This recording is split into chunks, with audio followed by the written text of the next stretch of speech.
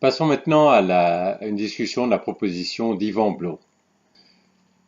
Je suis sur le site de l'Assemblée nationale, euh, où vous voyez là une proposition de loi constitutionnelle tendant à instituer le référendum d'initiative populaire. Avec un certain nombre de signataires, c'était une proposition menée par Monsieur Van Est. Alors je vais sauter l'exposé des motifs pour aller directement à la proposition de loi constitutionnelle. Euh, et pour pas rallonger trop cette vidéo, je vais me centrer sur cette première partie ici, dénommée article 1. Le troisième alinéa de l'article 11 de la Constitution de la République française est remplacé par trois alinéas ainsi rédigés. Et ensuite, il y a trois alinéas qui sont proposés. Et finalement, c'est marqué que le cinquième paragraphe de l'article 11 de la Constitution est supprimé. Alors, pour mémoire, ce cinquième paragraphe, c'est ce fameux paragraphe qui dit que si la proposition de loi n'a pas été examinée par les deux assemblées dans un délai fixé par la loi organique, le président de la République la soumet au référendum, ce qui signifie donc qu'il suffit que les assemblées examinent, même pas adoptent, mais examinent la proposition pour qu'elle n'ait pas besoin d'être soumise pour qu'elle ne soit pas soumise au référendum.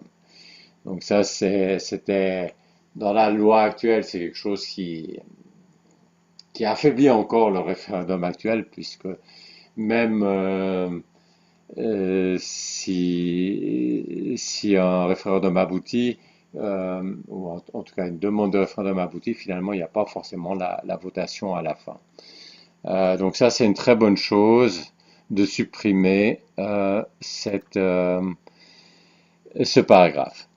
Et maintenant, je vais rentrer un peu plus en détail dans les trois alinéas qui remplacent le troisième alinéa de l'article 11. On remarque que tout ça concerne l'article 11, qui est assez mal placé parce qu'il est placé dans un titre qui concerne le président de la République, alors que si on parle de référendum d'initiative citoyenne, ça devrait plutôt être placé dans un titre qui parle des droits populaires. Mais lisons le texte, le nouveau texte. Les lois ne peuvent être promulguées par le président de la République après un délai de 3 mois, pendant lequel une demande de référendum par pétition peut être effectuée par 500 000 citoyens inscrits sur les listes électorales. Le président de la République soumet alors ce texte au référendum. La pétition est adressée au président de la République et doit porter sur un objet unique. Donc là, ça veut dire c'est une sorte de droit de veto. Ça correspond en fait en Suisse au droit de référendum facultatif. Si suffisamment de citoyennes et de citoyens le demandent, eh bien il y a un référendum sur une loi promulguée par le président de la République. Mais vous voyez aussi qu'il y a un nombre de citoyennes et de citoyens qui est indiqué. Et ça, c'est une bonne chose. Et ce nombre est aussi est raisonnable.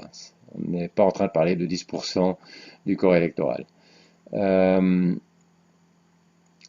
donc voilà, ça, le texte là est bien, mais c'est sur, ça concerne les lois, donc pas la Constitution. C'est un droit de veto, c'est pas encore un droit d'initiative. Maintenant, lisons l'alinéa suivant. Un référendum portant sur un objet mentionné au premier alinéa peut être organisé à l'initiative d'une pétition de 800 000 électeurs adressée au président de la République. Cette initiative populaire prend la forme d'une proposition de loi portant sur un objet unique. Le gouvernement et le Parlement donnent leur avis sur ce texte dans un délai fixé par une loi organique. Le Parlement peut proposer dans son avis un contre-projet dans un délai de 3 ans à compter du dépôt de cette proposition à la présidence de la République. Le président de la République soumet au référendum cette proposition et d'éventuels contre-projets proposés par le Parlement. Donc là, vous avez un référendum d'initiative populaire. D'initiative, oui, c'est indiqué ici, initiative populaire, c'est la même terminologie qu'en Suisse. On pourrait dire aussi initiative citoyenne. Le nombre d'électeurs est plus élevé pour une initiative que pour un référendum. C'est 800 000 à la place de 500 000. Bon, ça c'est un peu euh, des détails sur lesquels on peut discuter. Ce qui m'importe surtout, c'est que le nombre d'électeurs soit pas trop élevé. On peut discuter du nombre, on peut aussi discuter est-ce que ça doit être en proportion du corps électoral ou est-ce que ça doit être des chiffres comme ça, des nombres d'électeurs. Euh, mais ce qui me paraît important, c'est que ce soit indiqué et que ce soit pas des chiffres trop élevés. La possibilité d'un contre-projet, je trouve ça c'est une bonne chose. Effectivement, et c'est aussi comme en Suisse, c'est une bonne chose parce que ça peut arriver que des citoyennes et des citoyens fassent une initiative parce qu'il y a vraiment un problème sur un sujet que les élus n'ont pas abordé ou n'ont pas voulu aborder. Et puis, mais que cette proposition, elle soit pas très bonne, mais elle traite d'un problème qui est réel. Et à ce moment-là, c'est bien que le Parlement puisse proposer un contre-projet. Alors vous me direz, si les élus n'ont pas voulu aborder le sujet, ben, ils ne l'aborderont pas. Mais seulement là, c'est dans le contexte où il y aurait de toute façon une votation sur la proposition des citoyennes et des citoyens. Donc à ce moment-là, les élus ont une incitation. S'ils ont une meilleure façon de résoudre le problème traité par cette initiative, ils ont une incitation à proposer un contre-projet et puis ce contre-projet émane des discussions au Parlement et peut être meilleur que la proposition des citoyennes et des citoyens. Et on peut même imaginer, ça arrive en Suisse, que les citoyennes et les citoyens initiants de l'initiative se disent, bon, bah, ce contre-projet est pas mal, nous on retire notre initiative et puis il n'y aura que le contre-projet qui sera soumis au vote. Ou bien alors ils conservent quand même leur initiative s'ils ne sont pas satisfaits, et puis alors il va falloir choisir entre le statu quo ou bien le contre-projet ou bien l'initiative. Ça me paraît très bien comme ça fait. Euh, Si la pétition mentionnée au paragraphe précédent porte sur une révision de la Constitution, la pétition doit comprendre 1 million de signatures de citoyens inscrits sur les listes électorales. Donc là, on passe. Donc il y avait ces 500 000 pour un référendum facultatif, finalement, ce qu'on appelle en Suisse un référendum facultatif, un droit de veto. 800 000 pour un droit de proposition d'une loi.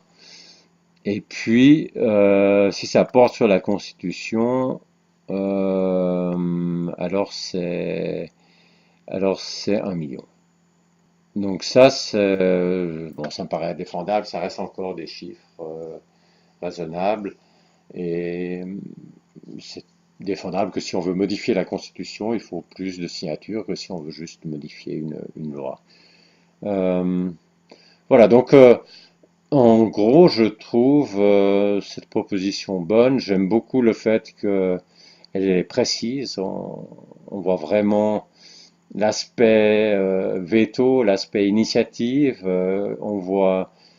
On parle de cette possibilité de contre-projet. On voit des nombres de citoyennes et de citoyens. On s'est dit combien doivent de signatures doivent être réunies.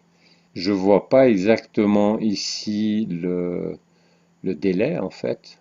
Donc évidemment que si c'est 800 000 électeurs ou 1 million d'électeurs, si c'est en une année et demie ou si c'est en 3 mois, c'est pas exactement la même chose. Donc ça manque un peu, me semble-t-il, de donner aussi le délai. Mais en tout cas, c'est plus précis que dans la proposition de Yvon Bachot.